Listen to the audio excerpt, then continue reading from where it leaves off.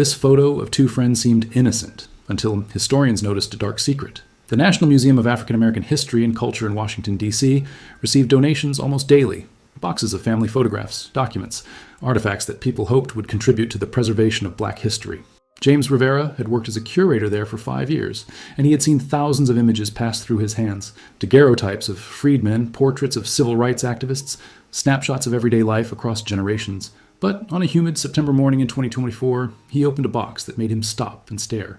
The donation had come from an estate sale in Richmond, Virginia. The accompanying letter explained that the items had belonged to an elderly woman named Dorothy Hayes, who had passed away at 97 with no living relatives. Her home had been filled with historical documents and photographs, carefully preserved but never explained. The estate executor thought the museum might find something of value. James lifted out a leather portfolio and opened it carefully. Inside, protected by layers of tissue paper, was a studio photograph mounted on thick cardboard. The photographer's mark read, Anderson & Sons Photography, Richmond, Virginia, 1889. Two young men stood side by side in the photograph, both wearing identical dark suits with high-collared white shirts and patterned ties. They were positioned in front of a painted backdrop, showing a library with books lining the walls. A small table beside them held a vase of flowers and what appeared to be a Bible. The young man on the left was white, perhaps 22 or 23 years old, with light hair neatly parted and a handlebar mustache just beginning to fill in.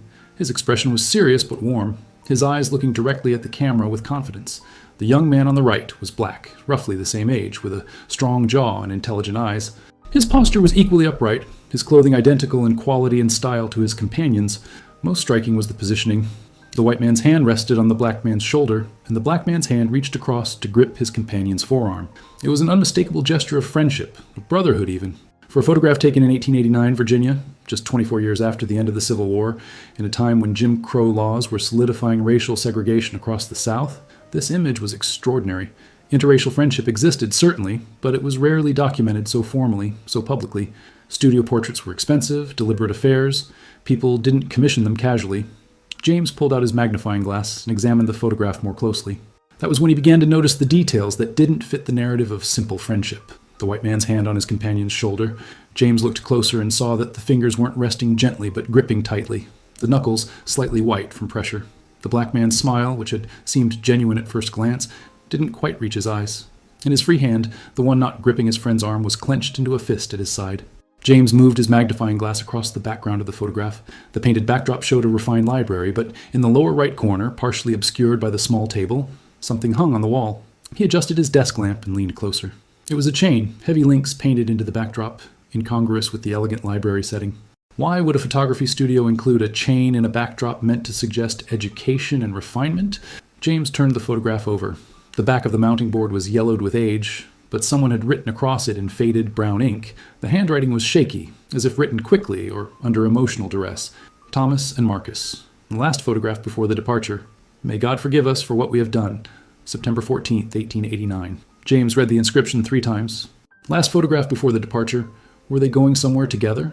Separating? And that phrase, may God forgive us for what we have done.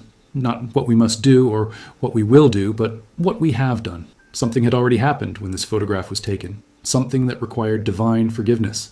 He photographed the image from multiple angles, capturing every detail in high resolution. Then he opened his laptop and began to search. He needed to find out who Thomas and Marcus were, why they had posed for this photograph together in 1889 Virginia, and what dark secret was hidden in the tension beneath their posed friendship. The investigation had begun, and James had a feeling this photograph would reveal a story far more complex and painful than the simple portrait of friendship it appeared to be at first glance. James spent the rest of that day searching for any record of Thomas and Marcus from 1889 Richmond. Without last names, the search was difficult. Both names were common in that period. He started with the photographer's mark, Anderson & Sons Photography. Richmond City directories from the 1880s showed that Anderson & Sons had operated a studio on Broad Street from 1885 to 1893, advertising themselves as specialists in fine portraiture for distinguished families. The emphasis on distinguished families suggested they catered to Richmond's white elite, making the photograph of an interracial pair even more unusual. James examined the photograph again under different lighting conditions, looking for any other clues he might have missed. The suits both men wore were expensive, tailored, not ready-made. The fabric appeared to be fine wool, appropriate for a formal portrait.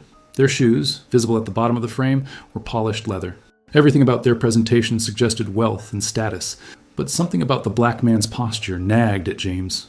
Despite the expensive clothing and the confident stance, there was a subtle tension in his shoulders, a guardedness in his expression that spoke of someone who had learned to be careful, to watch and wait. James had seen similar expressions in photographs of freedmen from the Reconstruction era, people who had gained legal freedom but still navigated a world designed to constrain them. He decided to approach the search differently. If these were distinguished families, there might be records in Richmond's historical archives, property records, court documents, newspaper mentions. He contacted his colleague, Dr. Patricia Okoye, who taught African American history at Howard University and had extensive connections with archives throughout Virginia. Patricia called him back within 2 hours. "I'm intrigued," she said. "Can you send me high-resolution scans of the photograph? I want to look at it myself." James emailed her the images, and they arranged to meet the following day at the Library of Virginia in Richmond, where Patricia had already scheduled time to search through property records and newspaper archives from the 1880s and 1890s. That evening, James couldn't stop thinking about the photograph. He had handled thousands of historical images, but something about this one felt different. The inscription, "May God forgive us," suggested guilt, complicity, perhaps even crime. And that chain in the background, partially hidden but unmistakably there. Had the photographer included it deliberately? Or had it been part of the studio's standard backdrop, a detail that took on sinister meaning only in the context of who was being photographed? He pulled up census records from 1890, searching for any Thomas and Marcus listed in the same household in Richmond or the surrounding counties. The 1890 census had been largely destroyed by fire, but fragments remained. After 2 hours of searching, he found an entry that made his pulse quicken. In Henrico County, just outside Richmond, the 1880 census listed a Thomas Whitmore, age 13, living with his parents, William and Elizabeth Whitmore. William's occupation was listed as planter, the term used for large-scale farmers, often former plantation owners. The household included several people listed as servants, and among them was a boy named Marcus, age 13, with no last name given. His race was marked as colored. James sat back, his mind racing. In 1880, 15 years after the end of slavery, census records still often listed black workers without full names or with only first names, a holdover from slavery when enslaved people had no legal surnames. If this was the same Marcus from the photograph, he would have been around 22 or 23 in 1889, matching the apparent age of the man in the portrait. And Thomas Whitmore would have been the same age, having grown up in the same household as Marcus. James searched for more information about the Whitmore family. William Whitmore appeared in multiple records, property deeds, tax records, mentions, in Richmond newspapers related to agricultural associations. The family had owned a substantial plantation called Oakwood, about 15 miles outside Richmond before the war. After the war, they had retained the property, though the records showed it had been reduced in size. What had happened to Marcus? Had he remained with the Whitmore family after emancipation? And if so, under what circumstances? The 13th Amendment had abolished slavery in 1865, but James knew that many formerly enslaved people had remained with their former owners, bound by economic necessity, exploitative labor contracts, or outright intimidation. He needed to see the property records, labor contracts, and any legal documents related to the Whitmore family. He needed to understand the relationship between Thomas and Marcus, whether they had genuinely been friends, as the photograph suggested, or whether something darker lay beneath the surface of their posed companionship. James looked at the photograph one more time before closing his laptop. Two young men, dressed identically, hands on each other in gestures of connection. But the tension in Marcus's fist, the too tight grip of Thomas's hand, the chain in the background, all of it whispered of a story that was far from simple friendship. Tomorrow, in Richmond, he would begin to uncover the truth. The Library of Virginia occupied a modern building near Capitol Square in Richmond, its collections preserving centuries of the state's history, including the uncomfortable truths of slavery, Jim Crow, and racial violence. James met Patricia in the research room early Wednesday morning, and they requested records for Henrico County from 1860 through 1900, focusing on property deeds, court documents, and labor contracts. The archivist brought them boxes of documents, and they divided the work. Patricia took the property records, while James focused on court files and legal contracts. Within an hour, Patricia found the Whitmore family's property history. The plantation was called Oakwood, she said, spreading out a surveyor's map from 1858. 1,200 acres. William Whitmore inherited it from his father in 1867, right after the war. The 1860 slave schedule shows the family owned 43 enslaved people. James felt the familiar weight that came with reading such documents, each number representing a human life, a stolen identity, generations of trauma. Do we have names? The slave schedules only list ages and gender, not name. But look at this. Patricia pulled out another document. This is the 1870 census, the first one after emancipation. William Whitmore is still at Oakwood, but now he has employees instead of enslaved people. And here, she pointed to a line, Marcus Freeman, age 16, laborer, Freeman. Marcus had taken a surname after emancipation, claiming his freedom through his name. But he had remained at Oakwood, working for the family that had once owned him. James searched through the court records and found what he was looking for: labor contracts filed with Henrico County between 1866 and 1885. He pulled out the file for 1866 and began reading. The contracts were supposedly voluntary agreements between freedmen and their former owners, establishing terms of employment after slavery ended. But as James read through them, he saw how easily such contracts could become tools of continued bondage. The terms were exploitative. Workers agreed to year-long contracts with minimal wages, often paid in scrip that could only be used at the plantation store. If they left before the contract ended, they could be arrested for breach of contract and forced to return. Any debts to the employer for housing, food, clothing were deducted from wages, ensuring workers remained perpetually indebted. He found Marcus's contract, dated January 1866. Marcus Freeman, approximately 14 years old, agreed to work for William Whitmore for 1 year in exchange for room, board, and $5 per month. The contract stated that Marcus owed William Whitmore $20 for care and sustenance provided during the transition from slavery to freedom. At $5 per month, it would take Marcus 4 months just to pay off that manufactured debt. James flipped through the years. 1867, another contract, similar terms. 1868, same. 1869, 1870, 1871, year after year, Marcus Freeman signed contracts binding him to the Whitmore plantation. Or perhaps signed wasn't accurate. Many of the contracts bore only an X next to Marcus's name, suggesting he couldn't write or had been prevented from learning. "This is peonage," Patricia said quietly, reading over his shoulder. "Legal slavery under a different name." James nodded grimly. Peonage, the practice of binding workers through debt, had been officially outlawed by Congress in 1867, but the law was rarely enforced in the South. Thousands of black workers remained trapped in conditions barely distinguishable from slavery, bound by contracts, debt, and the threat of violence. But the contracts stopped in 1885. After that year, James found no record of Marcus Freeman signing any labor agreement with William Whitmore. Had Marcus finally escaped, or had something else happened? He pulled out newspaper archives from the Richmond Dispatch, searching for any mention of the Whitmore family or Oakwood plantation. Patricia searched the Henrico County court records for any legal proceedings involving the family. It was Patricia who found the first clue. "James, look at this. It's a civil case filed in September 1889, William Whitmore versus Thomas Whitmore, a property dispute." James moved to her side. The case file was thin, just a few pages, but the header indicated it had been filed on September 10th, 1889, 4 days before the photograph was taken.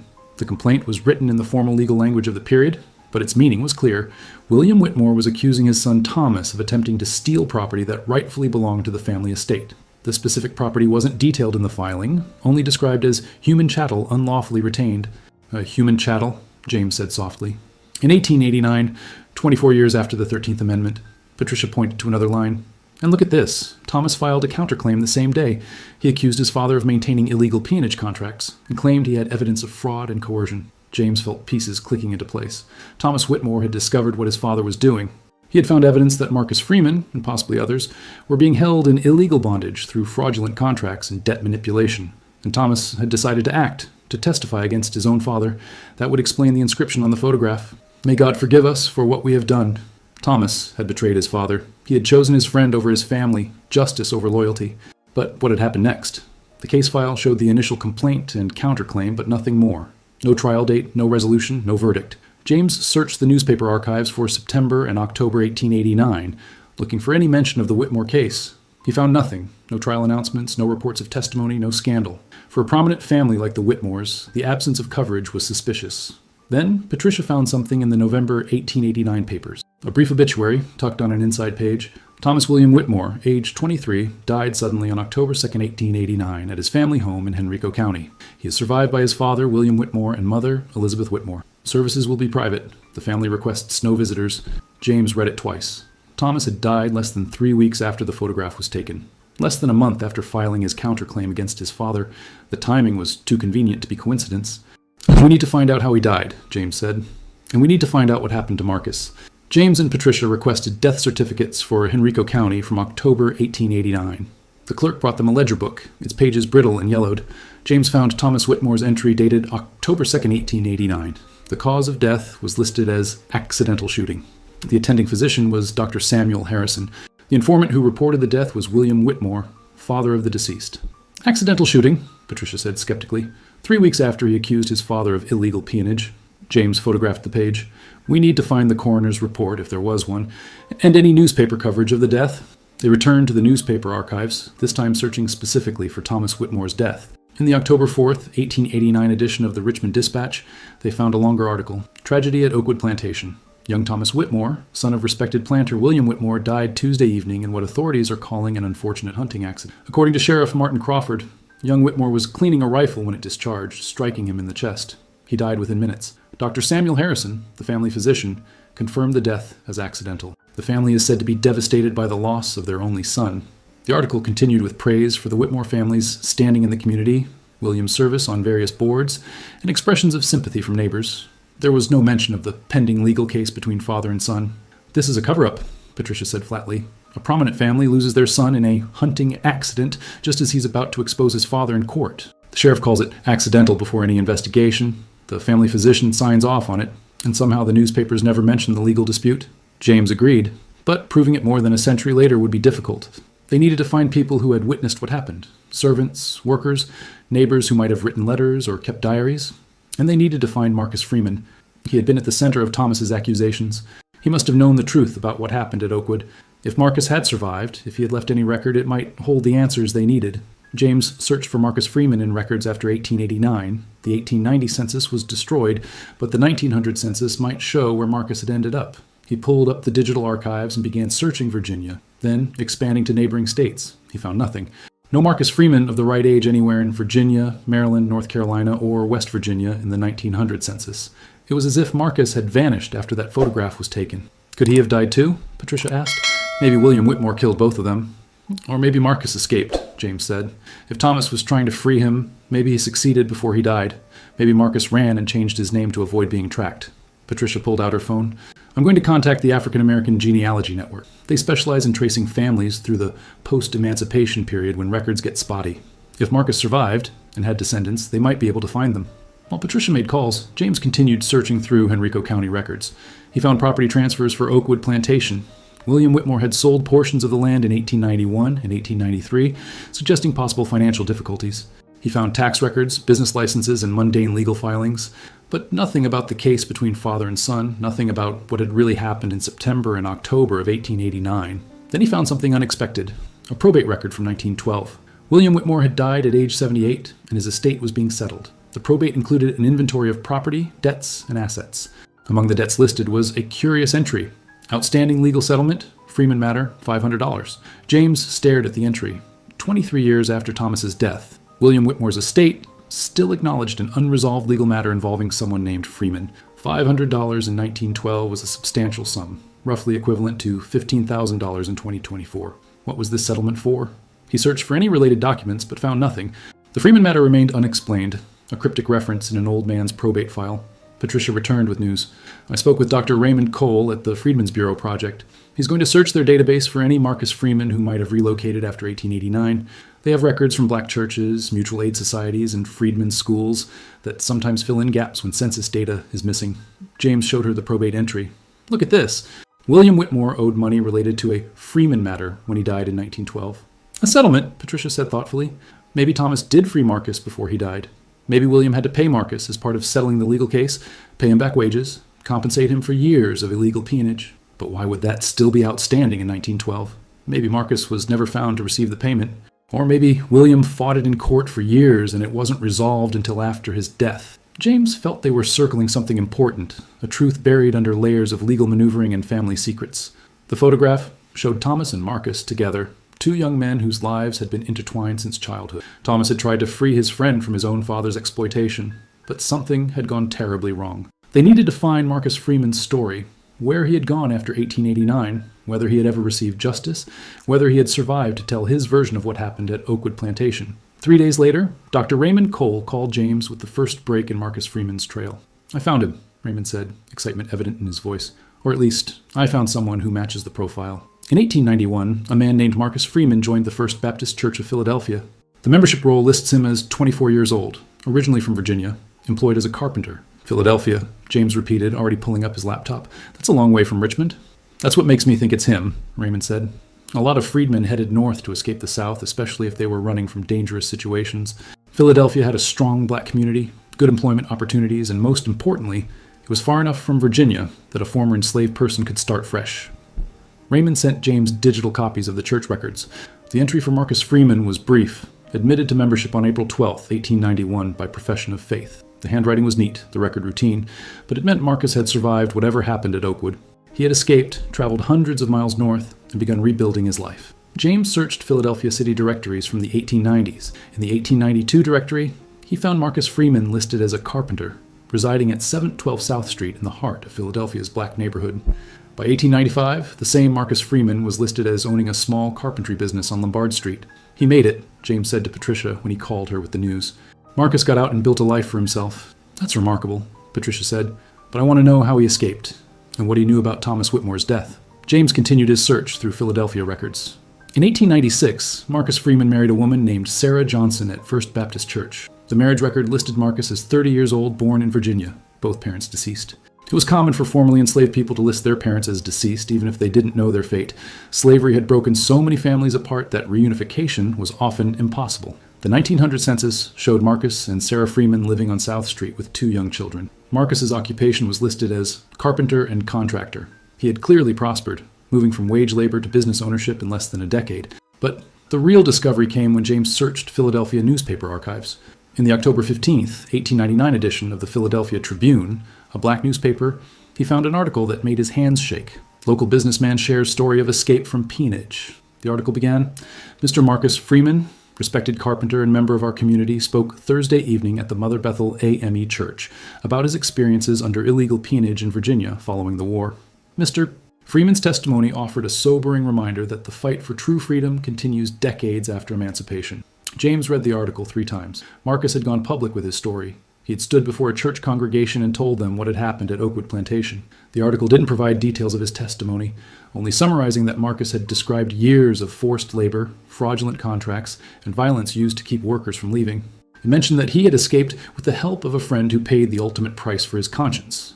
A friend who paid the ultimate price, Thomas Whitmore. James searched for more mentions of Marcus Freeman in Philadelphia newspapers and found several. Marcus had become an advocate for labor rights, speaking at churches and community meetings about the ongoing exploitation of black workers in the South. In 1902, he testified before a congressional committee investigating peonage and convict leasing systems. James found the congressional testimony in the Library of Congress archives. Marcus Freeman's testimony, given on March 6, 1902, was 15 pages long. James began reading, and the story that emerged was both heartbreaking and infuriating. Marcus testified that he had been born enslaved at Oakwood Plantation around 1866. After emancipation, when he was approximately 14 years old, William Whitmore had forced him to sign a labor contract. Marcus couldn't read, and no one explained the terms. He later learned the contract bound him for a year and claimed he owed Whitmore money for his care. Each year, Whitmore presented a new contract. Each year, Marcus was told he still owed money for food, housing, clothing, tools. The amounts were arbitrary and always exceeded his wages. When Marcus tried to leave in 1874 at age 18, Whitmore had him arrested for breach of contract and debt. The local sheriff, who was Whitmore's friend, brought Marcus back to Oakwood in chains. I was free by law, Marcus testified, but a prisoner, in fact. Mr. Whitmore kept me and others like me through fear. He said if we ran, he would find us and see us hanged for theft. He said no one would believe a colored man over a white landowner. Truth.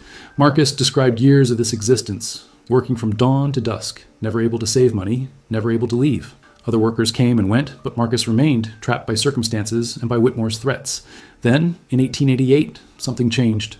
Thomas Whitmore, who had been away at the University of Virginia, returned home. Thomas and Marcus had grown up together, not as equals, but with a relationship closer than typical enslaver and enslaved person. Thomas's mother, Elizabeth, had taught both boys to read, though secretly in Marcus's case. They had played together as children before the reality of their different positions became unbridgeable. Thomas was shocked to discover that Marcus was still at Oakwood, still bound by contracts, still unpaid for his labor. He began investigating his father's business practices and discovered the truth. William Whitmore had been operating an illegal peonage system for years, keeping Marcus and several other workers in bondage through fraudulent contracts. Marcus's congressional testimony continued with details that brought the photograph into sharp focus. In early 1889, Thomas Whitmore had confronted his father about the peonage system. According to Marcus's account, the confrontation had been explosive. Thomas told his father that what he was doing was illegal and immoral, Marcus testified. He said that slavery had ended, and it was time to let me and the others go. Mr. William Whitmore, the elder, he laughed. He said the law was whatever powerful men decided it was, and that no court would take the word of colored workers over his. But Thomas hadn't given up. He spent months secretly copying his father's business records. The fraudulent contracts, the ledgers showing wages that were never paid, the manufactured debts that kept workers trapped. He consulted with a lawyer in Richmond, a man named Robert Pemberton, who had been involved in civil rights cases. Thomas came to me in August 1889, Marcus testified. He told me he had evidence that would free me and compensate me for years of stolen wages, but he said it would be dangerous. His father was a powerful man with powerful friends. If we moved forward with a legal case, there would be consequences. Marcus had told Thomas to proceed anyway. Freedom, even with risk, was better than continued bondage. On September 10, 1889, Thomas filed his counterclaim against his father, accusing him of maintaining illegal peonage and submitting the copied documents as evidence. William Whitmore was furious, Marcus testified. He told Thomas he was betraying his family, destroying their name, siding with colored people over his own blood, but Thomas stood firm. He said his conscience couldn't allow him to benefit from my slavery. 4 days later, on September 14th, Thomas took Marcus to Richmond to have their photograph made. It was a deliberate act, Marcus explained, visual proof of their friendship, of Thomas's commitment to treating Marcus as an equal. The identical suits, the companionable positioning, the choice of Anderson & Sons photography, the same studio that photographed Richmond's elite families, all of it was meant to make a statement. Thomas wanted the world to know he stood with me, Marcus said. He wanted a record that couldn't be erased or denied. But Marcus also testified about what wasn't visible in the photograph, the fear they both felt. Thomas had received threats from his father's associates. Marcus had been warned by other workers that William Whitmore was planning something. They both knew that powerful men didn't easily surrender their power and that justice for black workers was rare in 1889 Virginia. The inscription on the back of the photograph, "May God forgive us for what we have done," took on new meaning in light of Marcus's testimony. Thomas knew that filing the case against his father would have consequences. He was asking for forgiveness, not for something immoral, but for the family betrayal his act of justice required. Marcus's testimony then addressed Thomas's death. His voice, even filtered through the formal language of congressional records, carried grief that resonated across more than a century. On October 2, 1889, I was working in the carpentry shop at Oakwood. Thomas had moved into the overseer's cottage to distance himself from his father. That evening I heard a gunshot from the main house. I ran toward the sound and found Thomas lying in his father's study. There was blood, and Thomas was barely conscious. He looked at me and whispered, "Run, Marcus. Papers, desk. Run." Marcus testified that William Whitmore arrived seconds later with the sheriff. They immediately accused Marcus of shooting Thomas, of attempted murder. Marcus ran, knowing he would be lynched if he stayed. He hid in the woods near the plantation, and that night, under cover of darkness, he crept back to the overseer's cottage. I found the papers Thomas had mentioned, Marcus testified. Legal documents, signed by a judge, ordering my release from all contracts and awarding me compensation for back wages. Thomas had obtained them that very day. He had freed me on paper, and his father had killed him for it. Marcus took the documents and fled. He walked at night and hid during the day, making his way north through Virginia, Maryland, and Pennsylvania. He arrived in Philadelphia with nothing but the clothes on his back and the legal papers that proved his freedom. Thomas Whitmore died because he believed I deserved to be free, Marcus told the Congressional Committee. He gave up his inheritance, his family, and ultimately his life because he couldn't accept that I was still enslaved. I carry that debt every day. James sat back from his laptop, overwhelmed by the weight of Marcus's testimony. The photograph wasn't just documentation of friendship. It was Thomas's last gift to Marcus, proof of their bond and of Thomas's commitment to justice. The fear in both their eyes wasn't paranoia. It was prescient knowledge that their act of defiance would have terrible consequences. Thomas had been murdered by his father, and William Whitmore had used his power to cover it up, buying the sheriff's cooperation, ensuring the doctor signed a false death certificate, keeping the newspapers from investigating. Thomas's accidental shooting had been nothing of the kind, but Marcus had survived to tell the truth. He had escaped, built a life, and eventually found the courage to publicly testify about what happened at Oakwood. His testimony before Congress had been part of a larger investigation into peonage that led to some reforms. Though enforcement remained weak for decades, James needed to find out what happened to Marcus after his testimony. And he needed to learn whether Marcus had any descendants who might still have the documents Thomas had given him, including, perhaps, the original photograph. James contacted the National Archives to request any additional documents related to Marcus Freeman's 1902 congressional testimony. While waiting for their response, he continued tracing Marcus's life through Philadelphia records. The 1910 census showed Marcus and Sarah Freeman still living on South Street, now with 4 children ranging in age from 3 to 13. Marcus's carpentry business had expanded. He employed 3 workers and owned the building where his shop operated.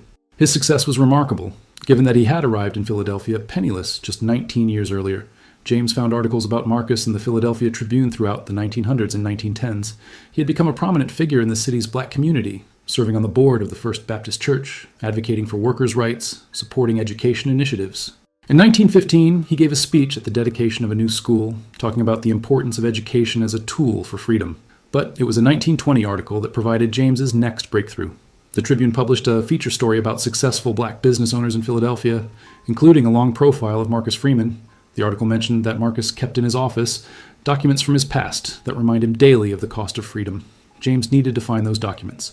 If they still existed, they might include Thomas Whitmore's legal papers, letters, perhaps even the original copy of the photograph. He searched for Marcus's death record and found it in the 1935 Philadelphia Vital Records. Marcus Freeman had died on July 12, 1935, at age 70. His obituary in the Tribune was extensive, detailing his business accomplishments and community service. It mentioned that he was survived by his wife, Sarah, 4 children and 9 grandchildren. James began the painstaking work of tracing Marcus's descendants. The oldest child, a son named Thomas Freeman, named undoubtedly after Thomas Whitmore, had become a teacher in Philadelphia's public schools. James found records of Thomas Freeman teaching at multiple schools between 1925 and 1960. The younger son, William Freeman, had moved to New York and worked as a postal clerk. The 2 daughters, Elizabeth and Dorothy, had both married and remained in Philadelphia. Dorothy Freeman Hayes. The name clicked in James's mind. That was the name on the donation letter. The estate sale in Richmond had come from Dorothy Hayes, Marcus Freeman's daughter. James pulled out the original donation letter and read it again with new understanding. Dorothy Hayes had died at 97, which meant she had been born around 1927, making her Marcus's granddaughter, not his daughter. The letter said her home had been full of historical documents and photographs that had never been explained. Marcus's granddaughter had inherited his papers and kept them for decades without knowing their significance. And when she died, they had ended up in an estate sale, eventually making their way to James's desk at the museum. He immediately called the executor of Dorothy Hayes' estate, a lawyer named Jennifer Park. Ms. Park, this is James Rivera from the National Museum of African American History and Culture. You sent us a donation from Dorothy Hayes' estate. I need to know if there were other items in her home. Papers, documents, photographs that weren't included in the donation. Jennifer Park sounded surprised. There were several boxes of papers, yes. We donated what we thought was historically significant, but there were boxes of family documents that seemed more personal. Letters, business records, legal papers. Those were set aside for possible family members, but we haven't located any living relatives yet. Those papers might be crucial, James said, his heart racing. They could include documents related to a major historical case about peonage and illegal labor practices. Would it be possible for me to examine them? Jennifer agreed to meet him at her office in Richmond the following day. James immediately booked a flight and called Patricia to share the news. Dorothy Hayes was Marcus Freeman's granddaughter, he explained. She had his papers, and they might include the documents Thomas Whitmore died to give him. This is incredible, Patricia said. 135 years later, and we're finally going to see the evidence that Thomas Whitmore gathered against his father. That night, James couldn't sleep. He kept thinking about Marcus Freeman walking hundreds of miles to freedom, carrying legal papers that had cost his friend's life. Marcus had kept those documents for decades, passing them to his children and grandchildren, preserving evidence of both injustice and heroism. And now, through an unlikely chain of circumstances, those documents were about to reveal their secrets. Jennifer Park's office in Richmond was in a renovated Victorian building not far from where Anderson and Sons Photography had once operated. She led James to a storage room where 5 cardboard boxes sat on a table, each labeled with Dorothy Hayes' name. These are the personal papers, Jennifer explained. Family letters, some business documents from a carpentry business, I assume that was her grandfather's, and various legal papers. I didn't examine them closely because they seemed like private family materials. James pulled on archival gloves and opened the first box. Inside were letters, sorted into bundles and tied with ribbon. He carefully untied one bundle and began reading. They were letters from Marcus Freeman to his children, written between 1920 and 1935. The handwriting was educated and clear, evidence of the literacy Elizabeth Whitmore had secretly taught him as a child. Many of the letters contained advice about business, family, and life, but one letter, written to his son Thomas Freeman in 1929, addressed the past directly. My son, you bear the name of the bravest man I ever knew. Thomas Whitmore was more than a friend to me. He was my brother in all but blood, and he gave his life so that I could be free. I have told you the story many times, but I want you to have it in writing so that you can tell your children and they can tell theirs. The truth must not die with me. The letter went on to recount the story Marcus had told in his congressional testimony, but with more personal detail, memories of growing up with Thomas, of Elizabeth Whitmore teaching them to read in secret, of Thomas's horror when he discovered his father was still holding Marcus in illegal bondage. James photographed each page carefully, then moved to the second box. This one contained business records from Marcus's carpentry business, ledgers showing income and expenses, contracts for building projects, employee records. Marcus had been meticulous in his record keeping, perhaps a reflection of how fraudulent records had once been used to enslave him. The third box held what James was looking for. Inside, wrapped in oilcloth to protect them from moisture and time, were legal documents from 1889, James's hands trembled as he carefully unfolded them. The first document was a court order dated October 2nd, 1889, the day Thomas died. It was signed by Judge Robert Chambers of the Richmond Circuit Court and ordered the immediate release of Marcus Freeman from all labor contracts with William Whitmore. The document declared the contracts fraudulent and awarded Marcus $500 in back wages, the same amount mentioned in William Whitmore's probate file. The second document was an affidavit signed by Thomas Whitmore, detailing the evidence he had gathered. Copies of fraudulent contracts, ledgers showing unpaid wages, testimony from other workers who had been trapped in peonage. Thomas's handwriting was confident and clear, his language precise. He concluded the affidavit with words that brought tears to James's eyes. "I submit this evidence not as a son betraying his father, but as a citizen upholding the law, and as a friend honoring the humanity of Marcus Freeman, who has suffered years of illegal bondage at my family's hands.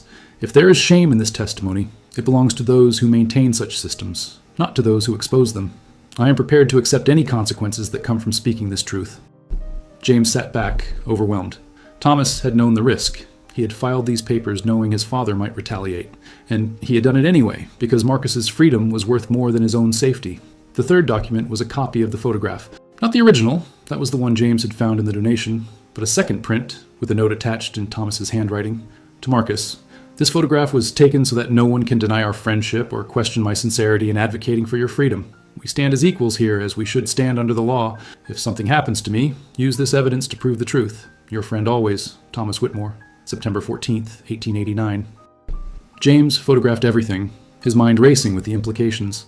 Thomas had prepared for his own death. He had given Marcus not just legal documents freeing him, but evidence to prove what had really happened if William Whitmore tried to cover it up. The fourth box contained newspaper clippings Marcus had saved, articles about peonage, about labor rights, about the slow progress toward justice.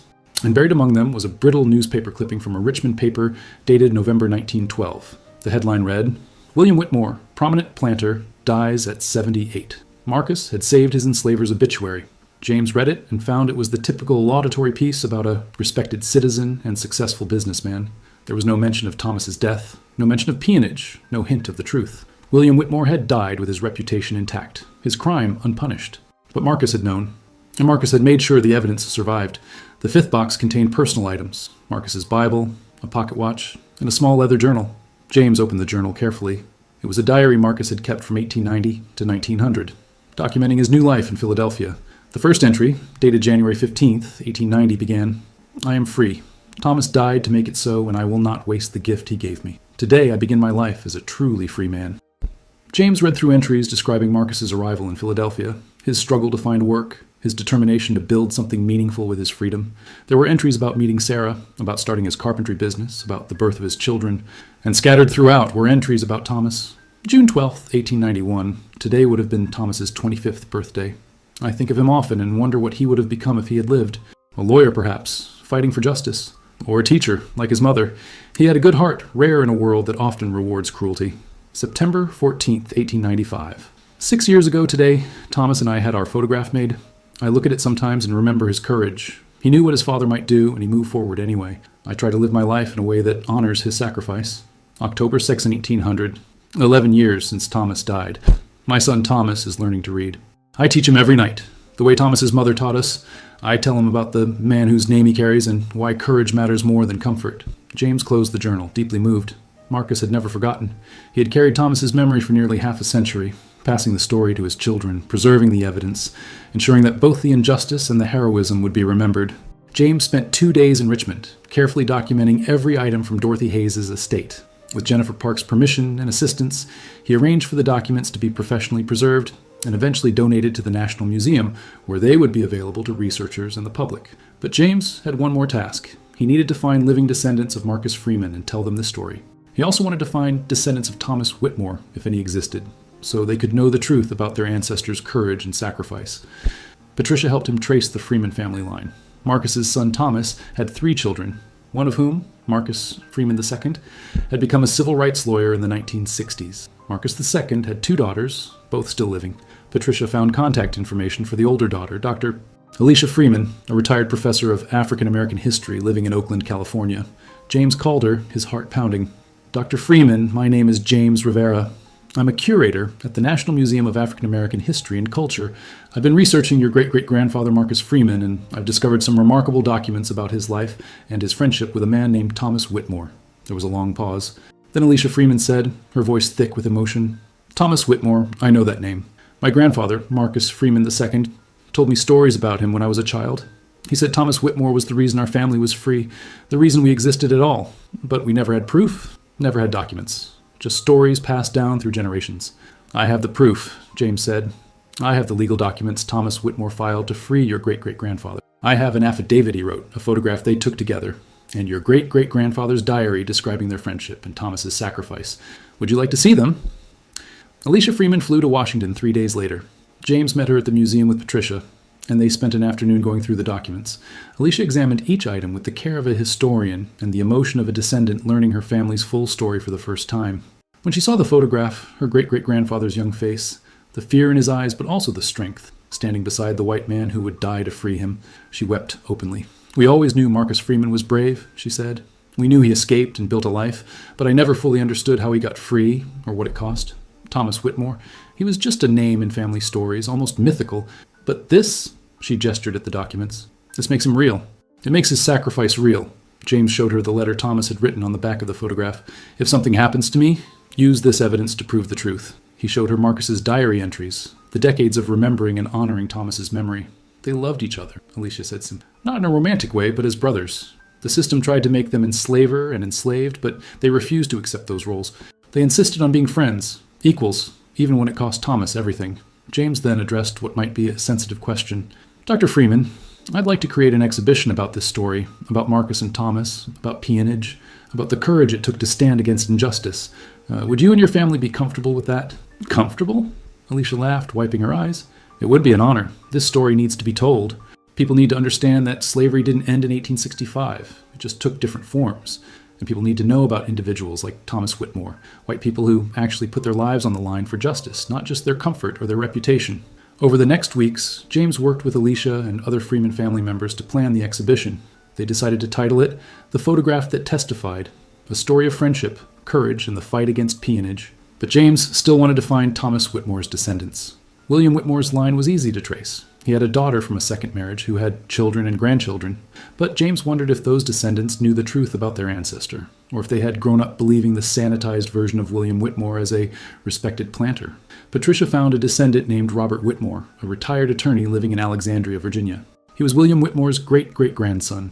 James contacted him cautiously, unsure how he would react to learning that his ancestor had murdered his own son and maintained illegal peonage.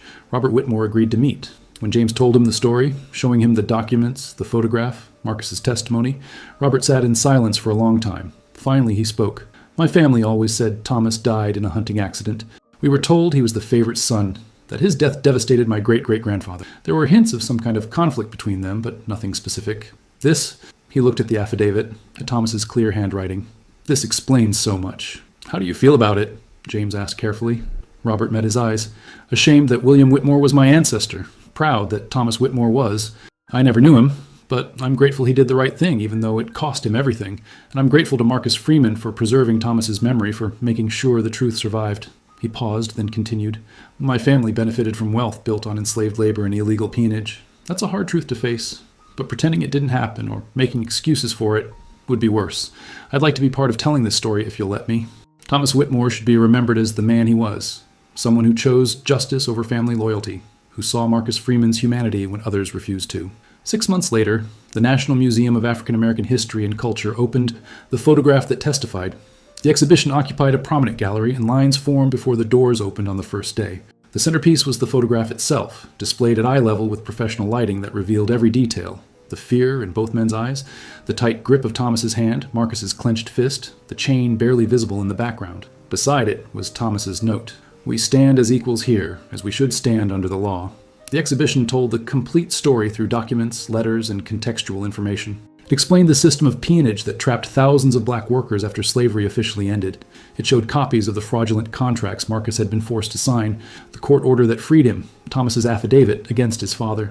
One section of the exhibition focused on Thomas Whitmore's decision and its consequences. Visitors could read his affidavit, see the newspaper reports of his accidental death, and understand the courage it took to testify against his own father in 1889 Virginia. The exhibition didn't present Thomas as a perfect savior figure, but as a complicated person who had grown up benefiting from slavery and peonage, recognized the injustice and chose to act despite the cost. Another section documented Marcus Freeman's life after escape, his journey to Philadelphia, his carpentry business, his advocacy work, his congressional testimony.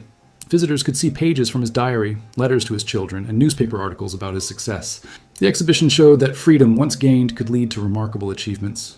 A video played continuously in which Alicia Freeman and other descendants told family stories about Marcus, explained how his legacy had influenced their lives, and reflected on what it meant to know the full truth about their ancestors' path to freedom. Robert Whitmore also participated, recording a video in which he acknowledged his ancestors' crimes and honored Thomas Whitmore's courage. Facing difficult family history isn't easy, he said in the video, but it's necessary. We can't change what our ancestors did, but we can choose how we remember them and how we act in our own lives. Thomas Whitmore made the right choice in 1889, even though it cost him everything. The least I can do is make sure his choice is remembered and honored. The exhibition also included a section on the broader context of peonage, showing how systems of debt bondage, convict leasing, and sharecropping had maintained conditions similar to slavery for decades after emancipation. It included testimony from other survivors, legal documents from peonage cases, and information about the slow, incomplete progress toward justice. On opening day, James stood in the gallery watching visitors engage with the exhibition. He saw people lean close to the photograph, studying the faces of Marcus and Thomas. He saw them read the documents with growing understanding and anger. He saw parents explain to children what peonage meant and why Thomas's sacrifice mattered. Alicia Freeman stood beside him. "My great-great-grandfather would be proud," she said quietly. He kept these documents for over 40 years, passing them to his children, preserving the evidence. He wanted people to know the truth. And now, 135 years after that photograph was taken, people are finally listening. A young black woman approached them, tears streaming down her face. "Thank you for this," she said. "I never knew about peonage. I thought slavery just ended in 1865 and that was it. This, seeing the actual contracts, the ways they trapped people, it helps me understand why freedom took so much longer than emancipation." An elderly white man stopped to talk to Robert Whitmore, who was volunteering as a docent for the day. "My family was from Virginia, too," the man said. "My grandfather probably knew families like yours. This exhibition made me wonder what my ancestors might have done, what they might have been complicit in. It's uncomfortable, but important." Throughout the day, visitors engaged with the exhibition deeply, taking time to read every document, watching the videos multiple times, sitting with the weight of what they were learning. The photograph that had seemed to show simple friendship revealed itself to be a complex testimony to courage, injustice, and the bonds that could transcend the dehumanizing systems of racism. As the museum prepared to close that evening, James walked through the gallery one more time. He stopped in front of the photograph, looking at the two young men frozen in time, Marcus Freeman, who would survive to build a remarkable life and preserve the truth for future generations, and Thomas Whitmore, who would die for justice just 18 days after this image was captured. The inscription Thomas had written echoed in James's mind, "If something happens to me, use this evidence to prove the truth." Thomas had known he might die. He had prepared for it, ensuring that Marcus would have legal proof of his freedom and evidence of what really happened. And Marcus had honored that trust, carrying the documents hundreds of miles, preserving them through decades, passing them to his children with the instruction to remember. The photograph had been taken as evidence, visual testimony that Marcus Freeman and Thomas Whitmore stood as equals, that their friendship was real, that Thomas's commitment to justice was genuine. For 135 years, it had waited in albums and boxes, passed through generations, finally arriving at James's desk through a chain of circumstances that seemed almost miraculous. Now the photograph had fulfilled its purpose. The truth it documented had been revealed, believed, and given the honor it deserved. Marcus Freeman and Thomas Whitmore, one black, one white, both victims of a system that tried to make them enemies but who insisted on being friends, had left a legacy that transcended their own era. Their story would inspire future generations to choose courage over comfort, justice over loyalty to unjust systems, and the recognition of common humanity over the artificial divisions of race. The photograph, once an innocent image that hid a dark secret, had become a powerful symbol of resistance, sacrifice, and the possibility of solidarity across racial lines. As visitors filed past the image, seeing it clearly for the first time in more than a century, James thought about all the other photographs waiting to be examined, all the other stories hidden in plain sight, all the other truths that deserved to be uncovered and honored. The work of remembering, truthfully, completely, courageously, would continue, and James was grateful to be part of it.